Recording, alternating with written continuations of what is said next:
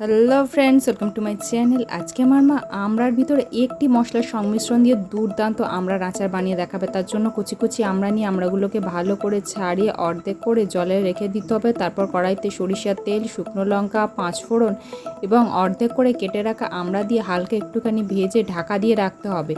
এবার অল্প একটু নুন দিয়ে আবারও একটুখানি ঢাকা দিয়ে রাখতে হবে, যাতে এই নুনেই আমড়াগুলো সিদ্ধ হয়ে যায়। দেখুন আমড়াগুলো একদম ভালো মতন সিদ্ধ হয়ে গেছে। এবারে এই চামচ মেপে এই চামচের মোটামুটি 3 চামচ মতন এখানে গুড় দেওয়া হলো। দিয়ে গুড়টা ভালো করে আমড়ার সাথে মিক্স করে নিতে হবে। তারপর দেখবেন এরকম বাবলস উঠবে।